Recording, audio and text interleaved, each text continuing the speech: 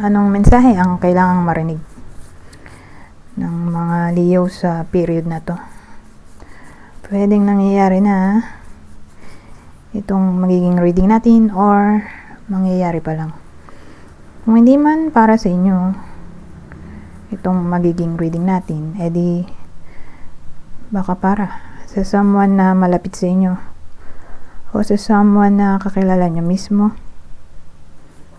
Baka may lumabas na gender mamaya.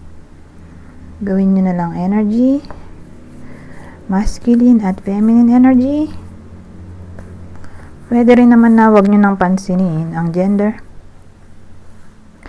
Di ko masasabi kung anong magiging reading, kung positive ba o negative, depende sa kung anong mapipick up kong energy.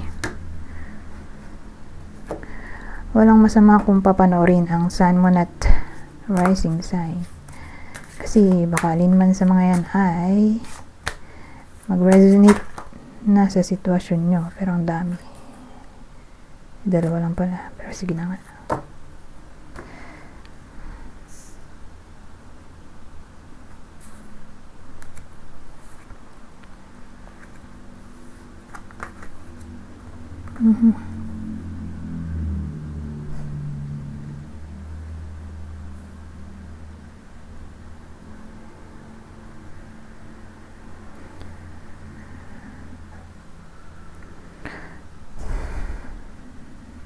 So, meron tayo ditong wealth, winlets, o sudden wealth, gaining of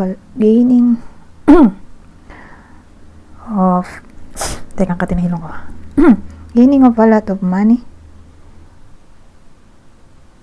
Gaining a lot of money. Yun pala. To court official. Tapos, fox, bear, at mice. Anong meron?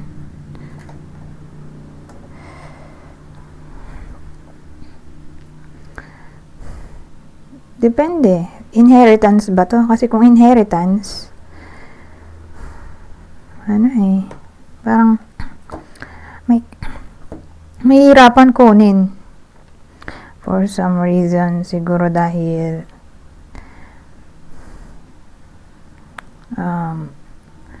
maraming gustong angkinin yung inheritance, or nag-aaway-away sa measurement, case to case basis. Pero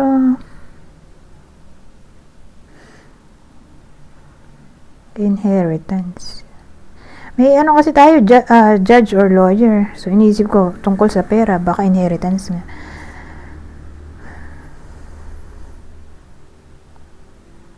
Na nagkakagulo dito, pera rin naman to. Ito may sneaky person,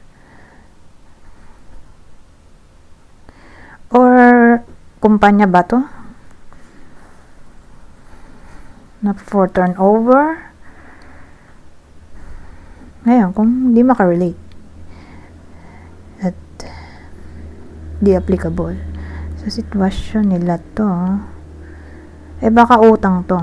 May pera kasi, di pa makabayad yung umutang, or for some reason may utang yung iba sa inyo.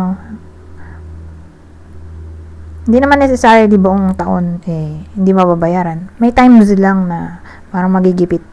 Kasi may mais dito magigipit.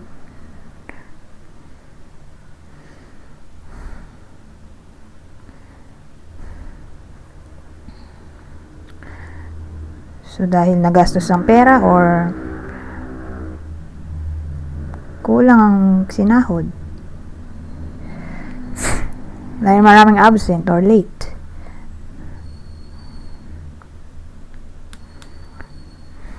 tama na yun. Huwag na natin palawakin. Negative naman yan. Sino may gusto ng negative reading? So, dahil sa positive, diba? Doon natin palawakin.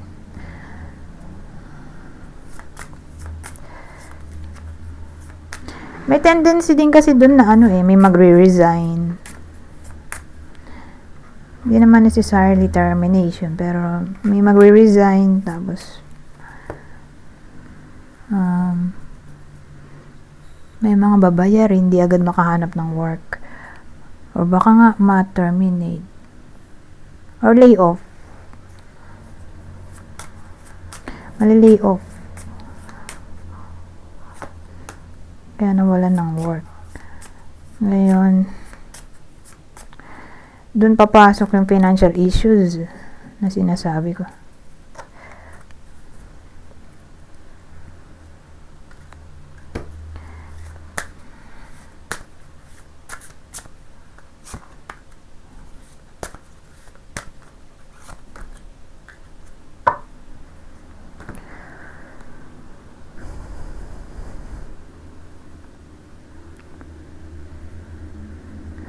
So, game.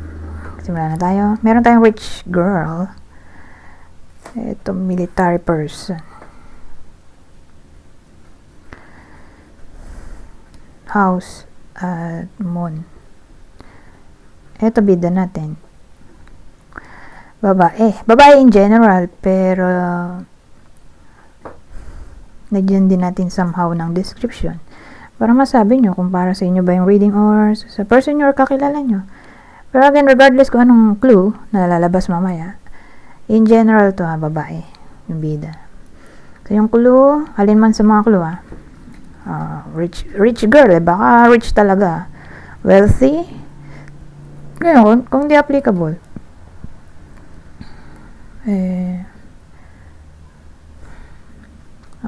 ano ba to? May kaya. May trabaho.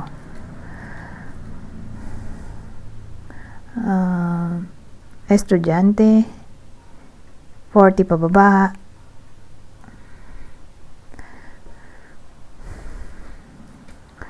ano pa ba to?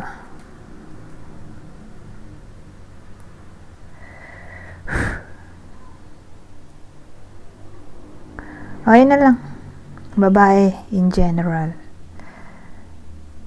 Meron. May military person tayo. Bakit nandito to? House at moon.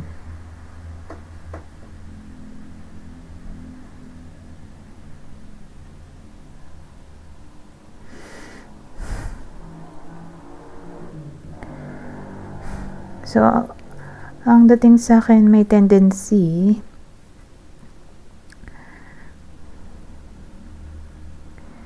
na parang hindi niya kontrolado yung kanyang decision.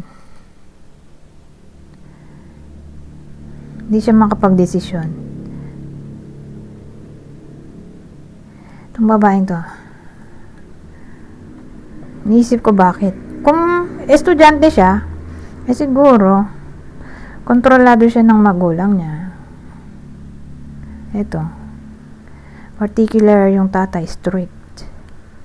Discipline kasi ito Lalo na sa gabi, may curfew hours siya. Ngayon, kung hindi siya estudyante,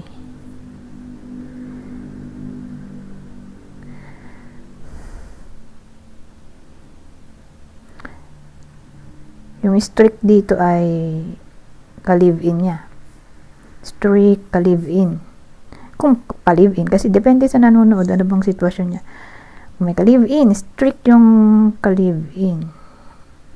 Or ka-relasyon. Or asawa. Yung lalaki mismo.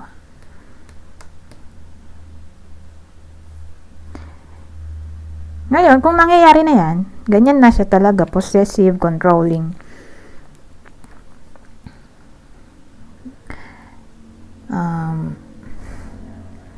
Ang dating may pagbabago sa period na to in a way na magiging sweet naman siya. From controlling, naging sweet dito. Or romantic, affectionate. Emotional. So, may pagbabago. So, hopefully, ganun na nga lang buong taon. So, ganun dating. May transition na maaaring mangyari from strict, disciplined, possessive, controlling, obsessed. Ayun. Nag-iba dito. Naging caring naman. Caring, loving, yun nga, affectionate. Okay. So, dun siyang may positive outcome. Kung nangyayari na, pero kung di pa nangyayari, dun siya medyo negative. O baka negative na talaga sa pananaw ng iba sa inyo. Kasi controlling ba naman? Yung tatay nga strict eh. Kung yung tatay strict na talaga, so dito nga magiging caring, loving, affectionate dun sa babae na anak niya. Baka college to. So, okay, so his basis. O pwedeng anak niya mismo yon. Ito. Pwede rin.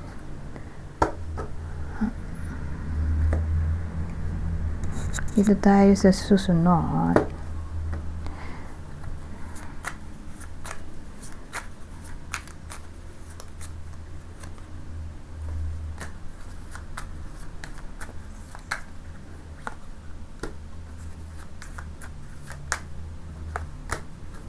Leo to, no?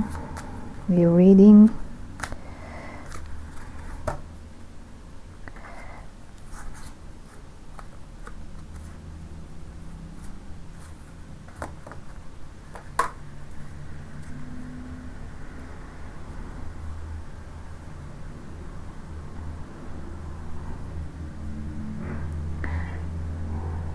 So, game.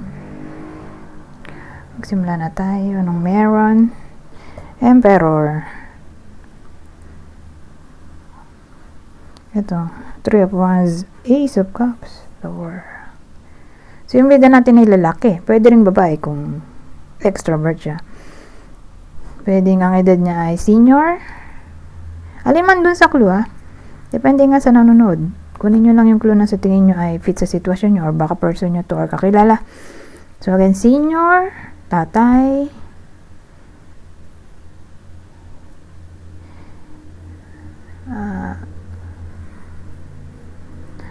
senior tatay. Animutan ko na yung mga inimbento kong clue. Hindi ko na kasi nagagamit. Unlike last year. Ano nga ba yung clue na inimbento ko dito?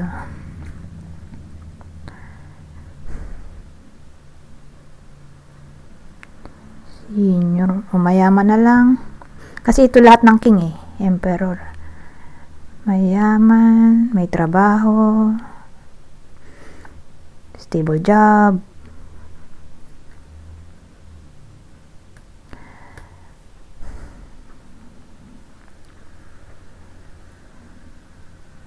Kasal. O, anong meron? Ito, 3 of Wands. Ace of Cups. Ito, world, the world. Naghihintay siya dito eh ng new relationship. Mukhang blessed siya dito sa the world. Completion to eh. So, depende anong case niya. Kung single siya, naghihintay kasi siya dito eh. Hinihintay niya tong new relationship. So again, more like makukuha niya to kung yun na gusto. New relationship. Ngayon, kung babae siya, kasi sabi ko nga, kung di ito lalaki, babae, kung extrovert, hinihintay niya pregnancy siguro. So, dito wish granted. Pwede rin. So, whether babae o lalaki, ang hinihintay niya ay marriage, pwede rin naman dito. Wish granted.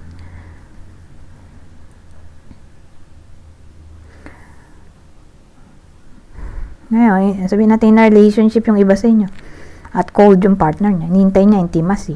O pwede rin. Wish granted. Intimacy. Kung single siya, di new relationship. Depende sa kanya na gusto niya. New relationship or new friend lang. New connection. Ayan. Wish granted. Naubos ang ano ko. Tak knowledge ko. Ano pa ba itong ano? Ace of Cups.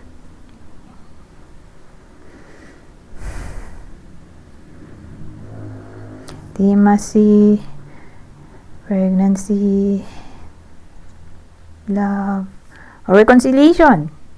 Pwede rin naman harmony to.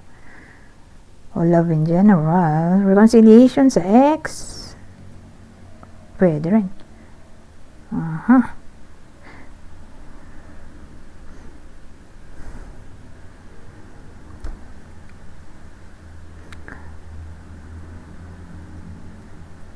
Ayan. So, overall, okay naman dito sa Ace of Cups, oh. Sa topic ng relationship, emotion kasi ito eh. Walang binanggit kong career. Pero sa topic ng relationship, marriage, pregnancy, okay eh, di ba? Love life. May new beginning dito na mabubuo. New feelings, new romance, new friendship. Excuse me. Thankfully, nandito to, the world. Kasi ano to eh, celebration card din yan. Completion nga eh. Sabi ko kanina, achievement, fulfillment. Ano pa ba yung the world na yan? Accomplishment na, sabi ko na ba yun? Anyways,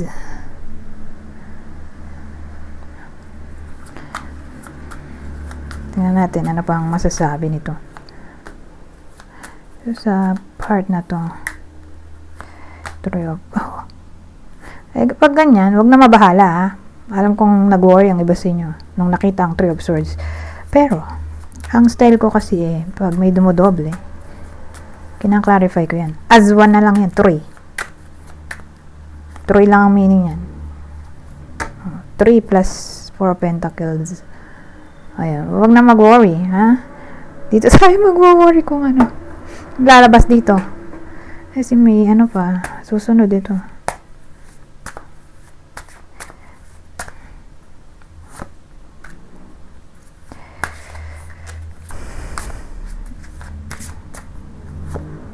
Nako.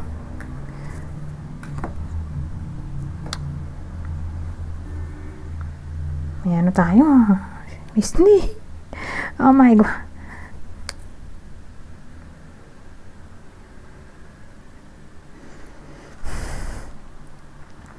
So, sabi ko nga kanina, double 3, ano, as 1 na lang yan. So, as 1 yung 3 plus 4 pentacles.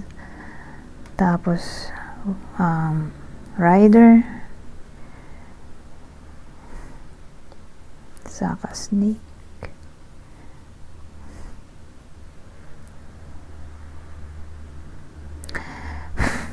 Kasi ang dating sa akin, may mga tao na susuporta o mag-a-advise sa iba sa inyo.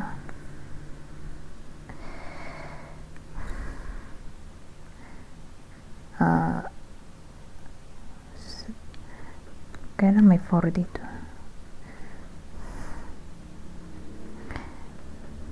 Kasi yung iba sa inyo masasabit sa third party situation.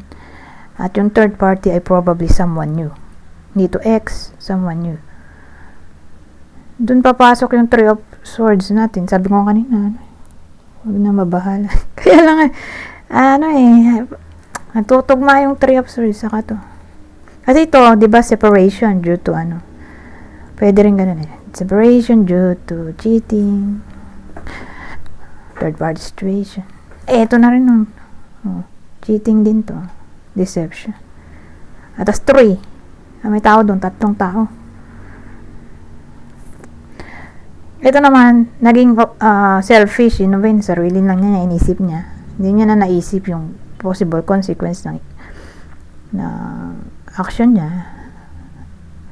So, again, may iba na masasabit sa third party situation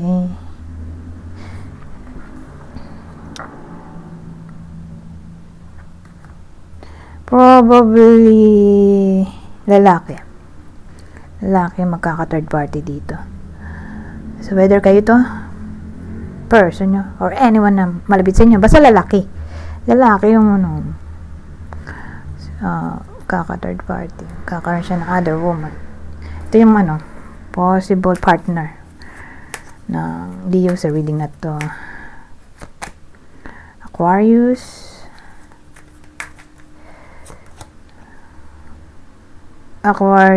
ulit, the Fool ano ba to? Uranus Aquarius, Leo. Ngayon, kung di man para sa inyo tong reading, di baka para sa someone na malapit sa inyo, kakilala o idol na mababalitaan nyo na lang na yun nga, napasok yung lalaki sa third party situation. Ito yung possible zodiac sign ng kakilala nyo. Gemini, Aquarius, Capricorn, ito Cancer.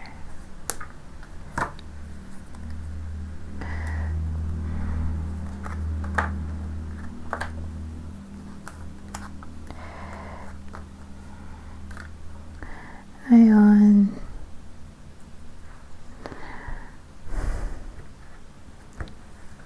Kuha ba tayo? Sige.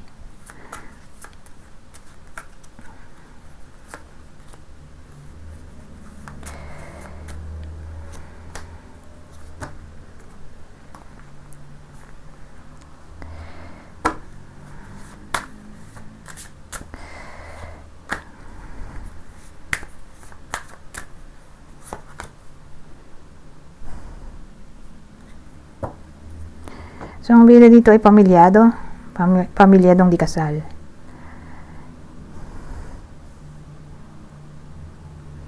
Ace of Swords, Ten of Cups, Ace of Swords, Coffin. Key. Ano kaya yan? Pamilyadong di kasal. Pero may Coffin.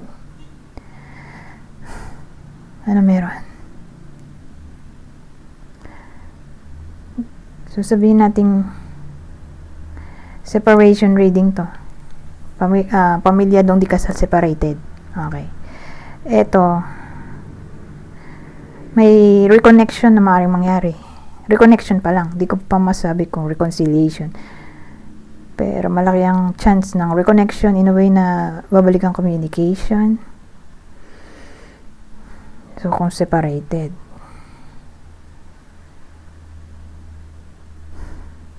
Kung ito, sabihin natin in a relationship yung iba sa inyo, pamilyado nga,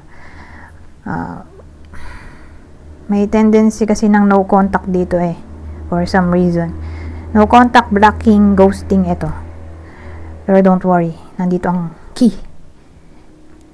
Ito ay card ng resolution, solution, success.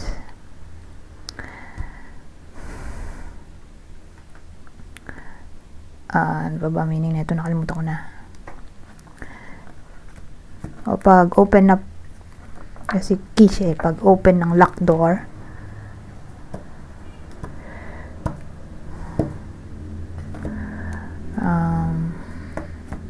Ayan. So in short, may reconnection din. Kung mawalan man sila ng communication for some reason, kung due to blocking, arguments, no contact, disconnection, basta dito babalik din yan, hindi yan magtatagal. Okay, dahil nandito nga tong key.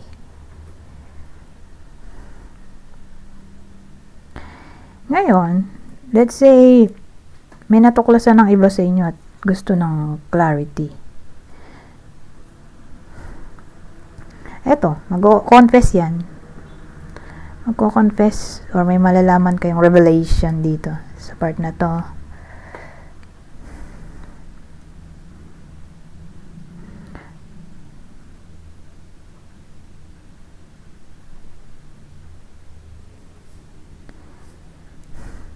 Pero let's say nangyayari na lahat yan. Negativity, may negative kasi dito eh. Ito yung ano. Draining energy natin, coffee. Let's say may ganong pangyayari. Nangyayari na talaga siya. May something na nagkukos ng conflict, negativity sa buhay nitong magka-relasyon na pamilyado. Malalampasan din nila yan. Ma-overcome nila ang challenges. Ito.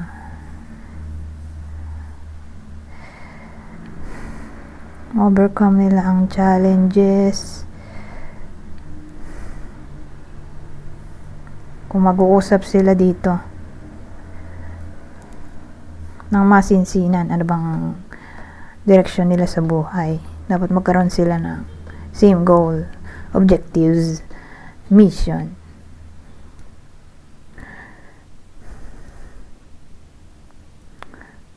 Or again, masosolve yung problem. Ito, solve.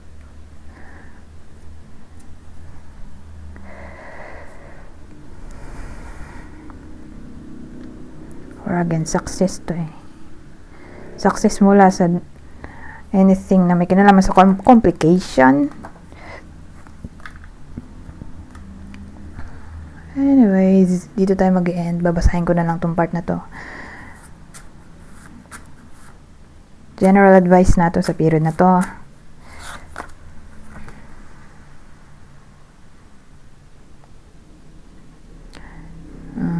So, sabi dito, when you rely upon the Lord to show you what to do, He will incline your heart and mind to choose His course for you. Anyways, hanggang dito na lang. Goodbye. For now.